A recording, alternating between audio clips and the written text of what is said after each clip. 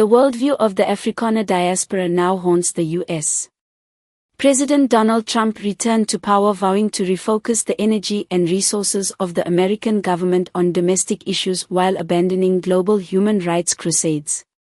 Yet, in its first weeks, the Trump administration has made South Africa a surprising foreign policy target over alleged crimes against its white minority. This campaign has included suspending foreign aid, public denunciations by U.S. diplomats, and even an order allowing white Afrikaners to enter the U.S. as refugees, despite Trump's otherwise restrictive immigration policies. To understand this approach, one must recognize South Africa's place in the demonology of the global right wing and the ties between the Republican Party and tech moguls like Elon Musk, Peter Thiel, and David Sachs, all with South African roots. Musk and Thiel, in particular, have carried critiques of South Africa into broader political discourse, aligning themselves with an American conservative movement that sees social justice efforts as economic threats. The Trump administration's campaign against South Africa stems from a new law enhancing land expropriation powers. The U.S. has also expressed displeasure over South Africa's legal case against Israel at the International Court of Justice.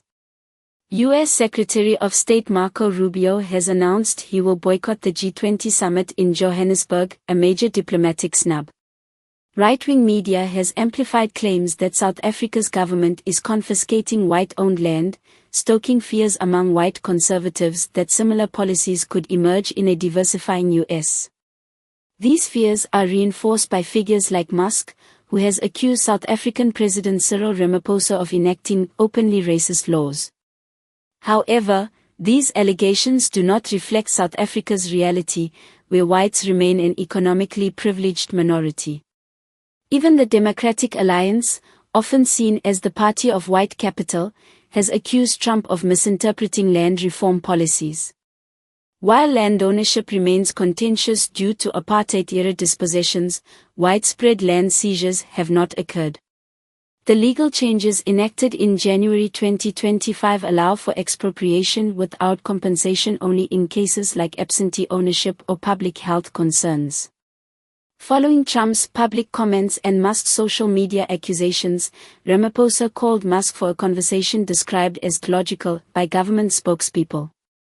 However, tensions remain high, and Trump's advisors appear intent on escalating the issue. Musk's background provides insight into the broader attitudes of the white South African diaspora. Raised in apartheid-era South Africa, Musk's upbringing was marked by privilege. His father, Errol Musk, reportedly expressed racist views, and his grandfather, Joshua Haldeman, was associated with far-right ideologies. Despite benefiting from an entrenched racial hierarchy, Musk rarely discusses apartheid, instead focusing on South Africa. In recent years, Musk has embraced far-right politics, using his X platform to spread extreme-right conspiracy theories and attacks on migrants, liberals, and perceived enemies. At a Trump inauguration event, he even made a widely interpreted Nazi salute.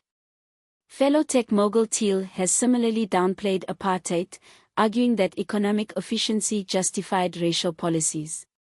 Trump's stance on South Africa could escalate into economic consequences, including the potential loss of the African Growth and Opportunity Act, AGOA, which grants preferential U.S. market access to African nations.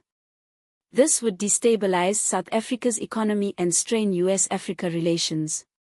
Ironically, Trump's intervention has united some South Africans across party lines, with even white political groups divided.